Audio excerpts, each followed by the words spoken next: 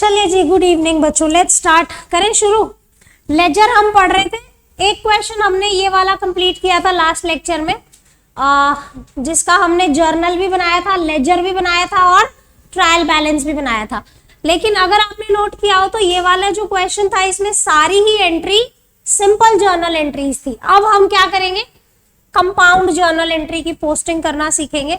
We are not going to full fledge question, just हम एक compound journal entry लेंगे, उसको कैसे ब्रेक करना है और कैसे उसकी जर्नल एंट्री करनी है, right. So we are starting with new topic, posting of compound journal entry. Posting of compound journal entry. Okay, first, purchased goods of 50,000 from Radhe at 10% TD। ठीक है, 50,000 के गुड्स आपने खरीदे 10% ट्रेड डिस्काउंट यानी 5,000, 45 हो गया। 2% cash discount, 2% cash discount, we paid half the amount immediately. बच्चों देखो, 45,000 का टोटल सामान खरीदा, इसमें बोला है कि हमने आधी अमाउंट तुरंत पे कर दी, तो आधी कितनी हो जाएगी। अब जितना पे करोगे उसी पे कैश डिस्काउंट मिलेगा, immediate payment.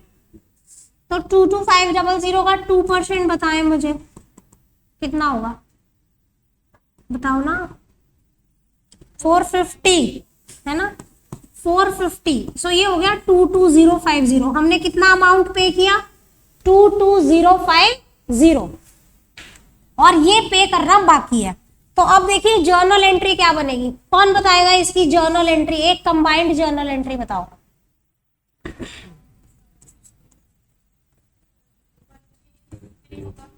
Purchase account 45, TD minus करके जो अमाउंट आई, ये बुक्स में रिकॉर्ड ही नहीं होता, छोड़ दिया, यहां से शुरू करो।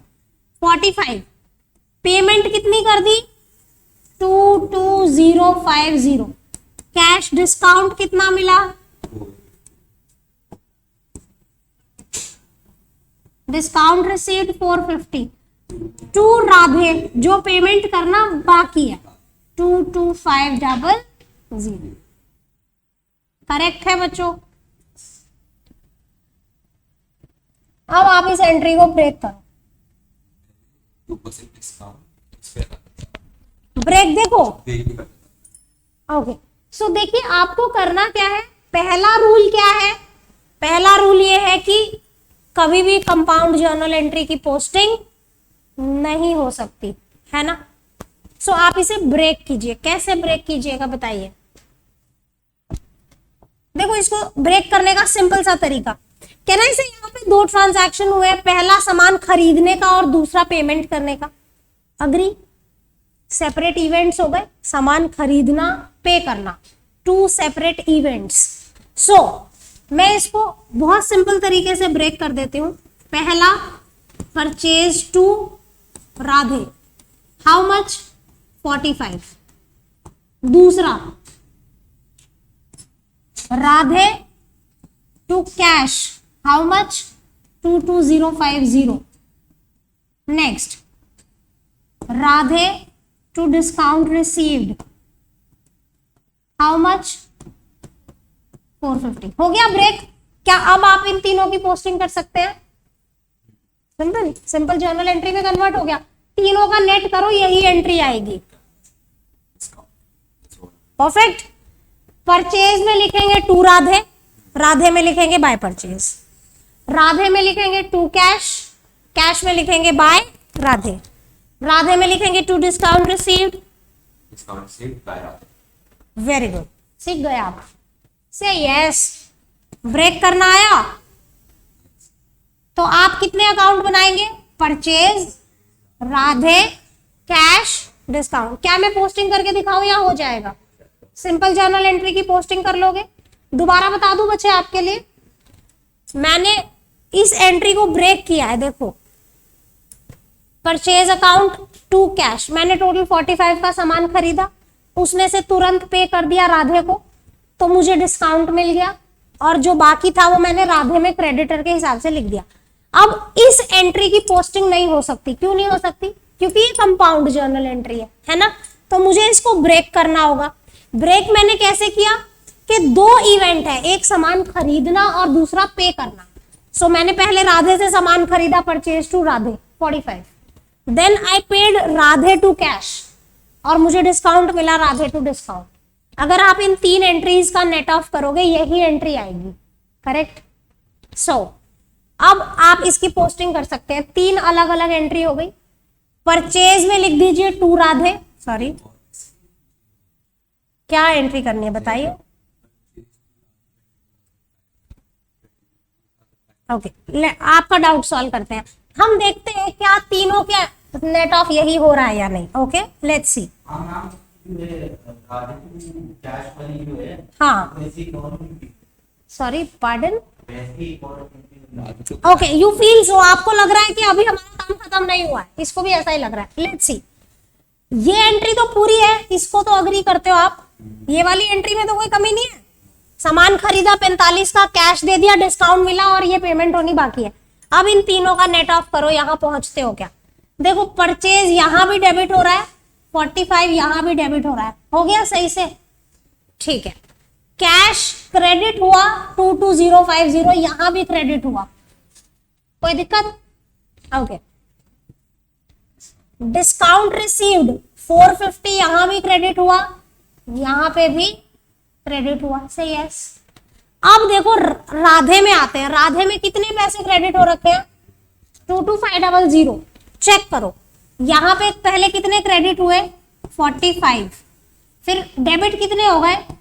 22050, फिर और कितने डेबिट हो गए? कितने बचे? क्रेडिट में कितना बचा? हम लिखेंगे परचेजेस टू राधे, अपने आप हो रहा है बाबू, अपने आप यही एंट्री आ रही है। नहीं, I have just broken this entry into 3. Reason being I cannot post compound journal entry. जो क्रेडिट है वो भी आप अपने आप ही हो गया ना बाबू। देख सुन, मैं इन तीनों की पोस्टिंग करके दिखाती हूँ तेरे को। लाओ मैं पोस्टिंग करती हूँ, सुनो। 4 अकाउंट बनाने हैं ना। पहला परचेज, दूसरा राधे, देखते हैं राधे में कितना बैलेंस आता है, तीसरा कैश और चौथा डिस्काउंट रिसीव्ड। अब ये तीनों एंट्रीज की पोस्टिंग करो। परचेज टू राधे 45, राधे में क्या लिखेंगे? 45, एक एंट्री पोस्ट हो गई। दूसरी Radhe to cash 22050, by Radhe 22050। अगली एंट्री है राधे टू डिस्काउंट रिसीव 450, यहां पे बाय राधे। अब इसका बैलेंस निकालो। लेजर बैलेंसिंग सिखाई थी ना, ज्यादा वाला टोटल नीचे लिखेंगे 45। अब देखो कितना बैलेंस आ रहा है राधे के अकाउंट में, 22,500 ही आएगा टू बैलेंस, यानी ये पैसे देने बाकी है राधे को। हो गया। जो आपने इस एंट्री में लिखा था सबसे ऊपर, क्या लिखा था? देखो क्यों नहीं सिलेक्ट हो रहा। राधे में आपने क्या लिखा था? अभी यहाँ पे देखो 22500 आपने एंट्री करी थी कि ये पैसे देने बाकी है, वही तो बैलेंस आ रहा है। सिंपल है, सॉर्टेड। दोबारा बताऊं, यानी इन तीनों जर्नल एंट्री का यही नेट ऑफ है, but the only problem is you can not post this directly, so I have broken this into 3 journal entries. Simple. Posting का एक सीधा सा रूल है, सिंपल रूल, कि पोस्टिंग करने के लिए सिंपल जर्नल एंट्री चाहिए, वरना पोस्टिंग नहीं हो सकती। लॉजिकल है। ओके, चले आगे चले, एक और ट्रांजैक्शन करें ऐसा। आप लिख रहे हैं? हाँ बोलिए। ओके, बैलेंसिंग कैसे करते हैं, उसमें कैरिड फॉरवर्ड ब्रॉट फॉरवर्ड कैसे लिखते हैं ये सुनिए।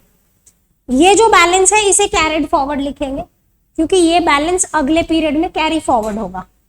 तो यहां पे आप कैरिड फॉरवर्ड या कैरिड डाउन, CD या CF, जो भी, अगला पीरियड जब शुरू होगा this closing will become opening, so वहां पे बाय बैलेंस ब्रॉट फॉरवर्ड हो जाएगा। अगर आपने यहाँ कैरिड फॉरवर्ड लिखा है तो फिर ब्रॉड फॉरवर्ड, कैरिड डाउन लिखा है तो ब्रॉड डाउन। एक पीरियड का जो क्लोजिंग बैलेंस होता है वो अगले पीरियड का ओपनिंग बैलेंस होता है, करेक्ट, वेरी गुड। चलिए जी, इतनी बात क्लियर है। एक और ट्रांजैक्शन करते हैं, लेट्स सी आप उससे कर पाते हैं या नहीं खुद से। देखो अगर आपने इस एंट्री को ब्रेक कर लिया तो आपका काम हो गया। अगला, सोल्ड गुड्स टू श्याम, ठीक है, वर्थ ₹1 लाख एट 10% TD, यानी हमारी सेल प्राइस हो गई 90। इसकी एंट्री होगी, ये बुक्स में रिकॉर्ड नहीं होगा। And 5% CD, Shyam paid 40% amount immediately, correct. यानी इसने कितना पे किया, 36,000 जितना पे किया, उस पे 5% का कैश डिस्काउंट कितना हो जाएगा, 1800 रुपए। इस पे कुछ नहीं होगा, कितना आएगा, 54। तो ये हमें शाम से लेने बाकी है, ये उसने पे कर दिए तो हमने डिस्काउंट दे दिया 34,200, correct. Journal entry, cash account debit 34,200, discount allowed, शाम डेबिट जो पैसे लेने बाकी है, टू सेल्स 90,000। देखो रिकॉर्डिंग यहां से शुरू होगी, ये बुक्स में रिकॉर्ड नहीं होता है टीडी। अब प्रॉब्लम फिर से वही है कि आप इस कंपाउंड जर्नल एंट्री को पोस्ट नहीं कर सकते, आपको ब्रेक करना होगा। बच्चे आप इसको ब्रेक करो। मैं आपको इतना बता देती हूँ कि सेल करना और पेमेंट रिसीव करना ये दो अलग अलग इवेंट है। Now break the transaction and give journal entries. Yes बच्चे, कौशिक साहब आप बताएं जल्दी से, क्विकली, मैं देखती हूँ कितना सही बताते हैं। पिछला समझ आया होगा तो अभी बता पाओगे। अच्छा पहले इतना बताओ, शाम को सामान बेचा उसकी एंट्री बताओ। 90,000 का शाम को सामान बेचा है, उसकी एंट्री बताओ। बच्चे सामान बेचा है, डेटर है वो हमारा। हाँ तो घबरा क्यों रहे हो, बताओ, आपको आता है। सेल्स हमारी इनकम है ना, तो क्रेडिट होगी ना, तो डेबिट क्या होगा, जिसको सामान बेचा है वो। पहली एंट्री क्या हो गई, शाम अकाउंट डेबिट टू सेल्स। हमने इसको सामान बेचा, इसने हमें कितने रुपए दे दिए, ये पैसे इसने दिए, कैश अकाउंट डेबिट टू शाम, और हमने इसको डिस्काउंट कितना दिया, 1800 रुपए। ये डिस्काउंट हम जो दे रहे हैं हमारे लिए एक्सपेंस है, क्योंकि हम प्राइस रिडक्शन कर रहे हैं। So discount allowed being expense will be debited to शाम। Yes, how come cash, it is a non cash transaction. Okay, so ये 3 एंट्री हो गई। अब इसकी पोस्टिंग हो जाएगी, सिंपल है। कैसे पोस्टिंग होगी, शाम में लिखेंगे टू सेल्स, सेल्स में लिख देंगे बाय शाम, कैश में लिख देंगे टू शाम, शाम में लिख देंगे बाय कैश, डिस्काउंट अलाउड में लिख देंगे टू शाम, शाम में लिख देंगे बाय डिस्काउंट। चलिए फटाफट इसकी पोस्टिंग करते हैं और चेक करते हैं क्या हम इसी एंट्री पे पहुंच रहे हैं जो हमने पहले कंबाइंड एंट्री करी थी, क्या वही आंसर आ रहा है हमारा। व्हाट हैपेंड बच्चों, ये क्यों है वो भी।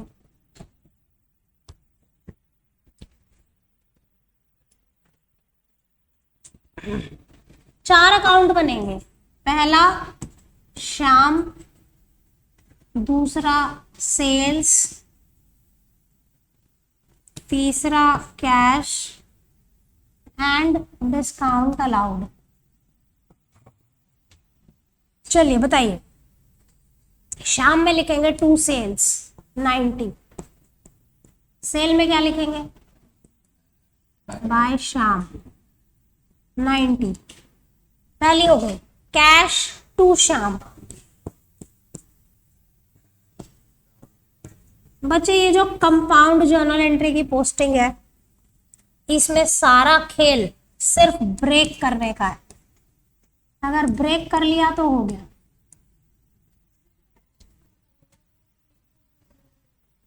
हाँ जी करेक्ट नहीं, 36 पे लगाया, 40% अमाउंट था, 36,000 पे 5% लगाया बच्चे। ओके, कैश वाली एंट्री हो गई ना, कैश में लिख दिया टू श्याम, श्याम में लिख दिया बाइक। अब डिस्काउंट अलाउड में लिखेंगे टू श्याम 1800 और शाम में लिखेंगे बाय डिस्काउंट 1800। अब देखो आप, शाम में कितना बैलेंस रहता है, अभी कितने पैसे लेने बाकी हैं उससे, बाय बैलेंस कैरिड फॉरवर्ड कितना आ रहा है, सादा वाला टोटल नीचे लिख दीजिए। To make this same this will be 54, आ गया वही अमाउंट के ये लेने बाकी है। सिंपल है। कंपाउंड जर्नल एंट्री की पोस्टिंग कर पाओगे, अब ब्रेक कर पाओगे। इतना ध्यान रखना कि सामान बेचना और पेमेंट रिसीव करना 2 सेपरेट इवेंट्स है, तो ब्रेक हो जाएगा फटाफट, ठीक है। चलिए अगला ट्रांजैक्शन देखते हैं। Paid rent 5000, salary 10,000 through cheque. ये सिंपल है।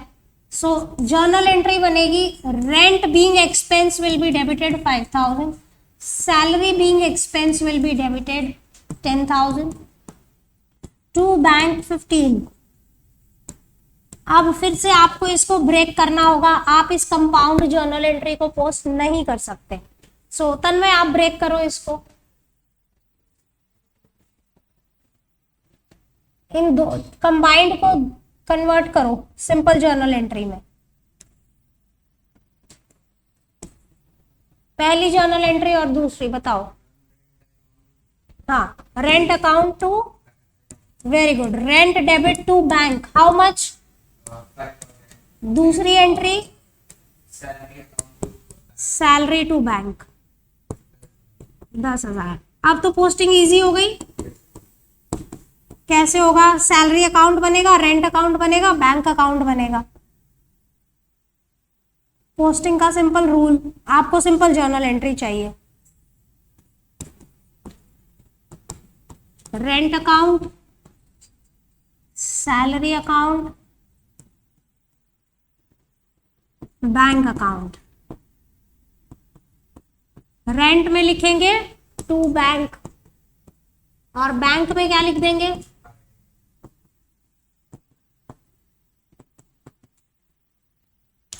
सैलरी में लिख देंगे to bank, very good, by salary. और फिर इनकी बैलेंसिंग हो जाएगी। आपको मेरी बात समझ में आई। पोस्टिंग करने के लिए आपको कंपाउंड जर्नल एंट्री को कंपल्सरीली ब्रेक करना होगा, अदरवाइज आप पोस्टिंग नहीं कर सकते। सिंपल है। चले, यहां तक आपको समझ आ गया कंपाउंड जर्नल एंट्री की पोस्टिंग। अब अगला जो टॉपिक है वो है ओपनिंग जर्नल एंट्री को पोस्ट करना। ओपनिंग जर्नल एंट्री करना सिखाया था ना, जिस दिन आपकी ऑनलाइन क्लास थी उस दिन सिखाया था, right. So opening journal entry क्या होती है, जब भी कोई नया पीरियड शुरू होता है, हम पिछले साल के जो बैलेंसेस होते हैं उसको करंट ईयर में लेके आते हैं, फिर नई अकाउंटिंग शुरू करते हैं। So this is called opening journal entry. सारे एसेट्स डेबिट हो जाते हैं और लायबिलिटीज क्रेडिट हो जाती है, बैलेंसिंग फिगर कैपिटल होता है। सो चलिए पहले तो इसकी जर्नल एंट्री बताएं।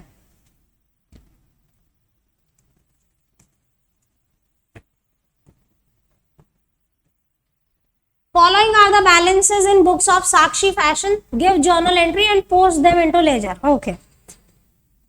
ओपनिंग जर्नल एंट्री करनी बच्चों मैंने सिखाई है। सारे एसेट्स को डेबिट कर दो, लायबिलिटीज क्रेडिट कर दो, बैलेंसिंग फिगर जो होगा वो कैपिटल होगा।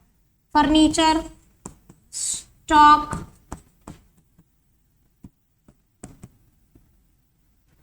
डेटर्स,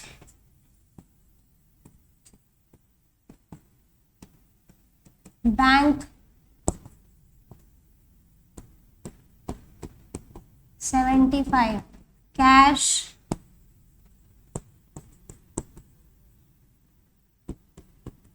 बिल्स रिसीवेबल, जितने भी एसेट्स थे बच्चे मैंने डेबिट कर दिए। अब मैं इसकी पोस्टिंग बताऊंगी कैसे होती है। नया साल जब शुरू होता है हम पहले ये जर्नल एंट्री पास करते हैं। बिल्डिंग, कितना अच्छा डॉट लगा, एकदम परफेक्ट हार्ट शेप। ओके,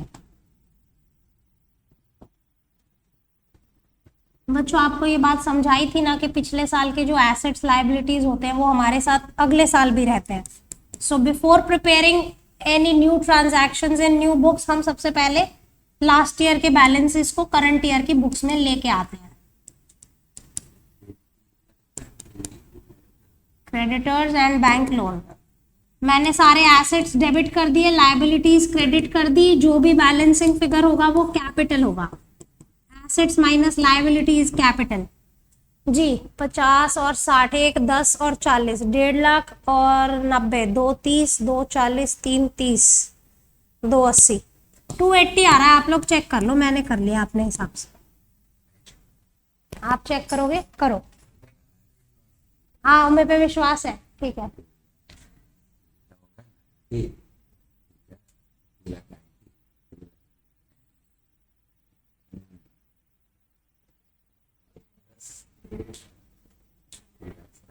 नहीं ऐसे इतना ज्यादा अंधविश्वास मत करो, हो सकता है मैंने फटाफट कैलकुलेट दोबारा कर लेते हैं। रुको, 50 60 110 150 240 250 250 एंड 90 340 It's 340. 340 माइनस 50 290। ठीक है, 290 आ रहा है। ठीक है बच्चों, अब ये देखो, ये हो गया, हमने जर्नल एंट्री कर दी। अब इसकी पोस्टिंग कैसे होती है? नई बुक्स जब बनती हैं किसी भी फाइनेंशियल ईयर की, तो हम पहले ये जर्नल एंट्री पास करते हैं, उसके बाद नए साल के ट्रांजैक्शन शुरू होते हैं। अब ये है क्या? ये पिछले साल के asset liability capital. As a student आपको मेरे से एक डाउट पूछना चाहिए था कि मैम पिछले साल के एक्सपेंसेस और इनकम कहाँ गए? आप 5 तरीके के अकाउंट्स होते हैं, है ना? एसेट्स होते हैं, लायबिलिटी होती है, कैपिटल होता है, इनकम होता है और एक्सपेंसेस होते हैं। 5 तरीके के अकाउंट होते हैं। इस जर्नल एंट्री में सिर्फ एसेट है, लायबिलिटी है और कैपिटल है। इनकम एक्सपेंस कहाँ गए पिछले साल के? मैं एज अ स्टूडेंट आपसे डाउट पूछ रही हूँ, मेरे को बताओ।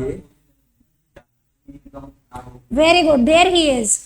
एक साल के जो इनकम एंड एक्सपेंसेस होते हैं, उससे जो प्रॉफिट आया लॉस, जो भी स्थिति में बनता है, इनकम ज्यादा होगी तो प्रॉफिट होगा, एक्सपेंस ज्यादा होंगे तो लॉस होगा। पिछले साल का जो प्रॉफिट या लॉस रहा होगा वो कैपिटल में एडजस्ट हो गया होगा। से यस, समझ में आ रहा है आपके? Just a moment, this phone is disturbing. कहने का मतलब आपको इतनी अंडरस्टैंडिंग तो है कि मैम एक साल के जो इनकम एक्सपेंसेस होते हैं उसका आने वाले साल से कोई लेना देना नहीं होता, वो इस साल के साथ खत्म हो जाते हैं, चाहे वो प्रॉफिट में रिजल्ट करें चाहे वो लॉस में रिजल्ट करें। करेक्ट? क्या इस बात से अग्री करते हो कौशिक साहब? आप जैन साहब आप करते हो? ठीक है, आपने आंसर दिया तो आप अग्री करते ही हो। ये मेरे एसेट्स है, ये मेरी लायबिलिटी है, कैपिटल है। मेरा सवाल आपसे ये था कि बच्चों यहाँ पे इनकम और एक्सपेंसेस क्यों नहीं आए पिछले साल के? तो बच्चे ने बताया कि मैम वो तो प्रॉफिट या लॉस कन्वर्ट होके कैपिटल में एडजस्ट हो गए, यानी कैपिटल में इनकम प्लस हो गई, एक्सपेंसेस माइनस हो गए। तो अगर प्रॉफिट हुआ तो ये बढ़ गया, लॉस हुआ तो ये घट गया, यानी पिछले साल के इनकम एक्सपेंस का आने वाले साल से कोई लेना देना नहीं है। से यस, ओके। सो क्या इस बात से मैं आपको एक न्यू कॉन्सेप्ट बताऊं लेजर को लेके, जिस बात की आप इतनी पुष्टि से आंसर दे रहे हो, कॉन्फिडेंस से? जो लेजर की बैलेंसिंग होती है एट ईयर एंड, लेजर की बैलेंसिंग, 3 तरीके के अकाउंट्स होते हैं, सॉरी 5। कौन से?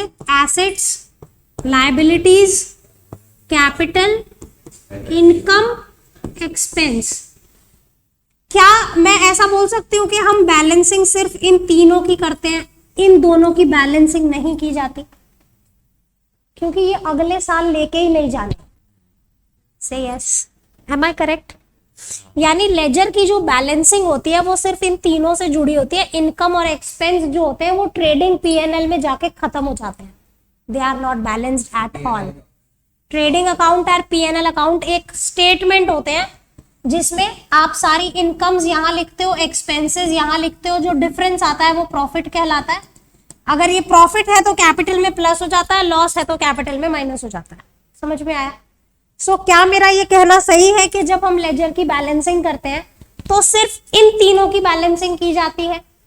एंड ये जो रेवेन्यू नेचर के इनकम एक्सपेंसेस हैं, अगर आप देखें ये सारे कैपिटल नेचर आइटम्स हैं मोस्टली, मतलब आगे कैरी फॉरवर्ड होते हैं, आपके एसेट्स हैं। जैसे मान लो ये मेरा एसेट है, इस साल खरीदा, अगली बैच से पहले फेंक थोड़ी देना है हमने, नहीं।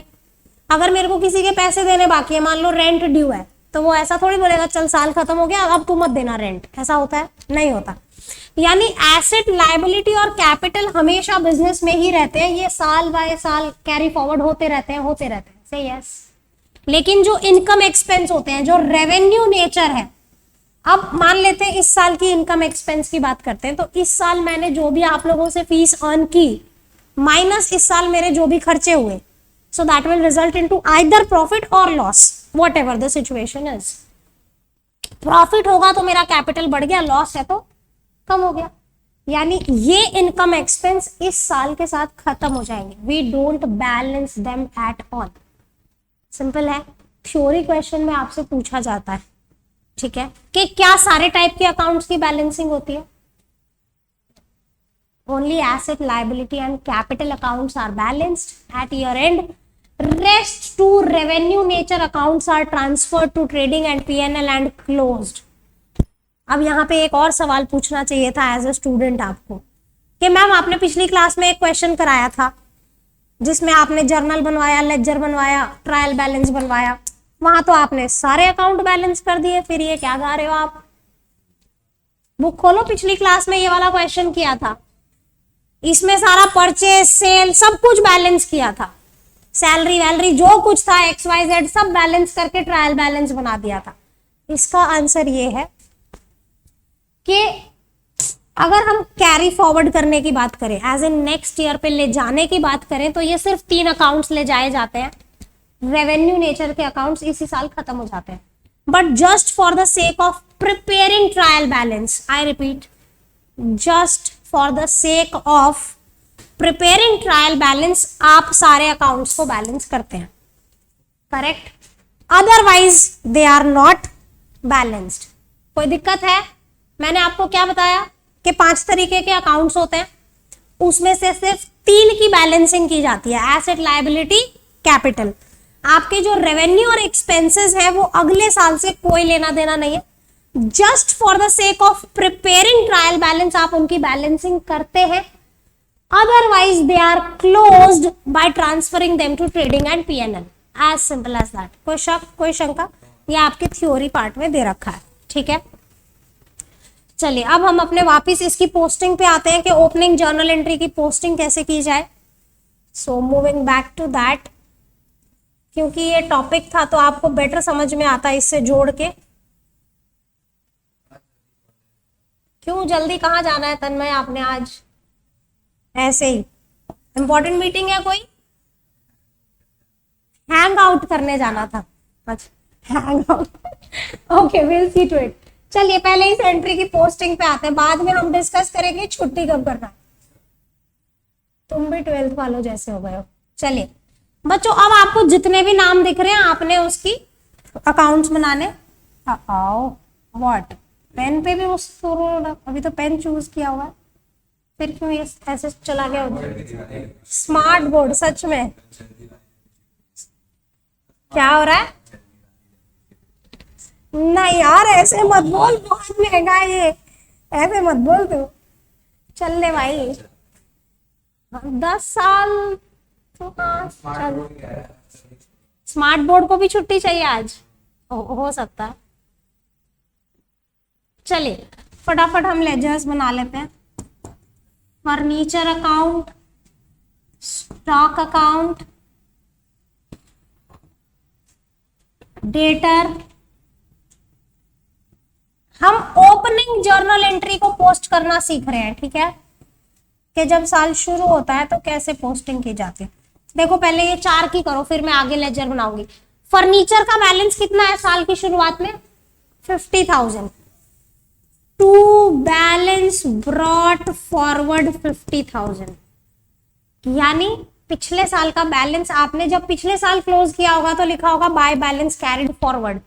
अब आप क्या लिख रहे हैं? To balance brought forward. Stock का कितना बैलेंस था, 2 बैलेंस ब्रॉट फॉरवर्ड कितना है 60। डेटर्स में लिखेंगे 2 बैलेंस ब्रॉट फॉरवर्ड 40। बैंक में लिखेंगे 2 balance brought forward how much, bank का बैलेंस 75। अब आगे लेजर बनाते हैं।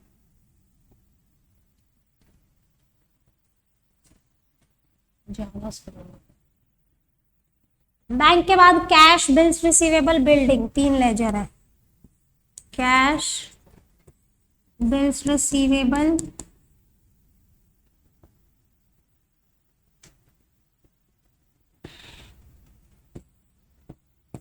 बिल्डिंग। कितना बैलेंस है, कैश का था 15,000, सो लिखेंगे 2 बैलेंस ब्रॉट फॉरवर्ड 15।